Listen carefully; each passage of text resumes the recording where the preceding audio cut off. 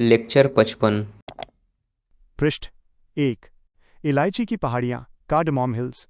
ये पहाड़ियाँ केरल और तमिलनाडु के दक्षिणी भाग में स्थित हैं। इस क्षेत्र में घनी वनस्पतियाँ पाई जाती हैं क्योंकि यहाँ दक्षिण पश्चिम मानसून से भारी वर्षा होती है। ये क्षेत्र मसालों के उत्पादन के लिए प्रसिद्ध है। यहाँ इलायची, लौंग और काली मिर्च का उत्पादन किया जाता है। पृष्ठ 2।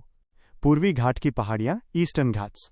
ये पहाड़ियाँ बंगाल की खाड़ी के किनारे पर स्थित हैं, जो प्रायद्वीपीय पठार की पूर्वी सीमा बनाती हैं।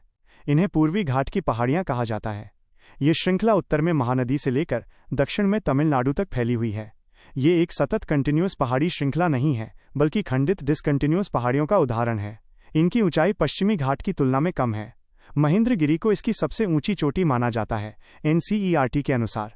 हालांकि कुछ स्रोतों के अनुसार अरायकोंडा को भी इसकी सबसे ऊंची चोटी माना जाता है।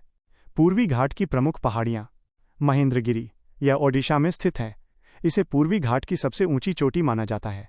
इस पर्वत पर महाशिवरात्रि का पर्व विशेष रूप से मनाया जाता है। Page number 3। मलयगिरी। मलयगिरी, यह ओडिशा राज्य में स्थित है। यह ओडिशा के क्योंझर जिले में स्थित है। ये लौह अयस्क के उत्पादन के लिए प्रसिद्ध है। गड़जात पहाड़ी, गड़जात हिल, यह ओडिशा में स्थित कम ऊंचाई की पहाड़ी है। इसे ओडिशा की उच्च भूमि भी कहा जाता है। इस क्षेत्र में ग्रेनाइट, बेसाल्ट, नीस, गिनाइस और शिस्ट जैसी चट्टानें पाई जाती हैं। इस क्षेत्र में धात्विक खनिजों का भी उत्पादन होता है। बैलाडीला पहाड़ी, बैलाडीला हिल, यह छत्तीसगढ़ राज्य में स्थित है। यह लौह अयस्क और मैंगनीज के लिए प्रसिद्ध है। Page number 4। शेषाचलम। शेषाचलम, ये आंध्र प्रदेश और कर्नाटक की सीमा पर स्थित है। ये 7 पहाड़ियों का एक समूह है, जिनमें से कुछ हैं शेषाद्री, नीलाद्री, गरुड़ाद्री, अंजनाद्री, नारायणाद्री और वेंकटाद्री। विश्व प्रसिद्ध तिरुपति मंदिर इन्हीं पहाड़ियों में स्थित है। पालकोंडा, वेरिकोंडा, पालकोंडा, वेरिकोंडा, ये आंध्र प्रदेश में स्थित पहाड़ियाँ हैं जो पूर्वी घाट का हिस्सा हैं। ये अपर्दित पहाड़ियाँ हैं। यहाँ धात्विक खनिजों का उत्पादन होता है। यहाँ तंबाकू का भी उत्पादन किया जाता है। शिवराय हिल्स, शेवरॉय हिल्स, ये तमिलनाडु में स्थित पहाड़ी है जो पूर्वी घाट का हिस्सा है। शिवराय तमिलनाडु के स्थानीय देवता शिवरायन का नाम है, जिसका अर्थ सुंदर पुरुष है। इसकी सबसे ऊंची चोटी सन्यासी मलाई है। पेज 5। नल्लामलाई, यह कृष्णा नदी के दक्षिण में स्थित है। इसे काली पहाड़ी या ब्लैक हिल्स भी कहा जाता है। यह कोरोमंडल तट के समानांतर स्थित है। यह लौह अयस्क, मैंगनीज और चूना पत्थर के उत्पादन के लिए प्रसिद्ध है। जावड़ी की पहाड़ी, ये तमिलनाडु के वेल्लोर जिले में स्थित है। यह मुख्य रूप से धात्विक और अधात्विक खनिजों के खनन के लिए जानी जाती है। यहाँ सेलम में लौह इस्पात उद्योग की स्थापना की गई है। पंचमलाई, यह तमिलनाडु में स्थित पहाड़ी है। पंचमलाई का शाब्दिक अर्थ हरा पर्वत होता है, जिसका मतलब है कि इस क्षेत्र में हरे रंग का फैलाव है।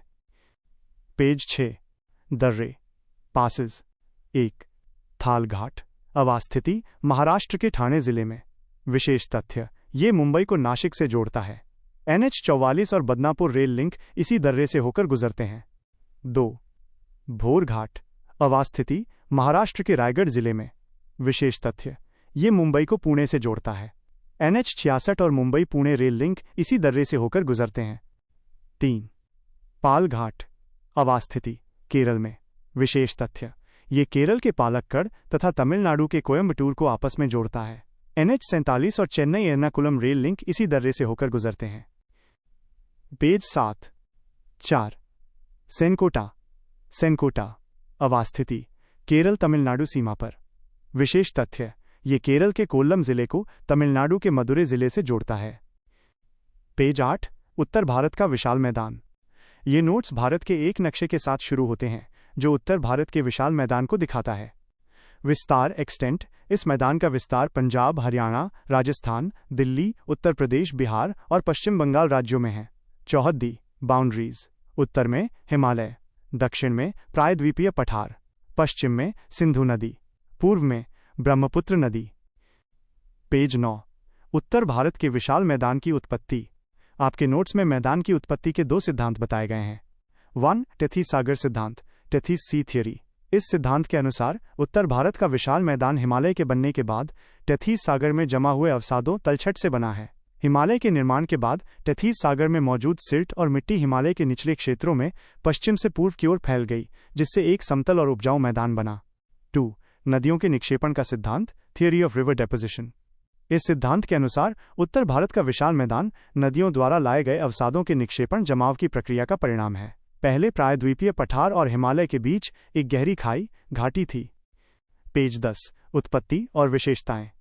ये पेज पिछले सिद्धांत की जानकारी को जारी रखता है और मैदान की विशेषताओं को सूचीबद्ध करता है। नदियों के निक्षेपण का सिद्धांत जारी। उस घाटी को फारदीप का नाम दिया गया था। सिंधु, ब्रह्मपुत्र और गंगा जैसी नदियों ने इस घाटी में अवसादों का निक्षेपण किया जो आज तक जारी है। इन्हीं अवसादों के जमाव से मैदान का निर्माण हुआ। विशेषताएं। ये एक निक्षेपात्मक डेपोजिशनल और उपजाऊ मैदान है।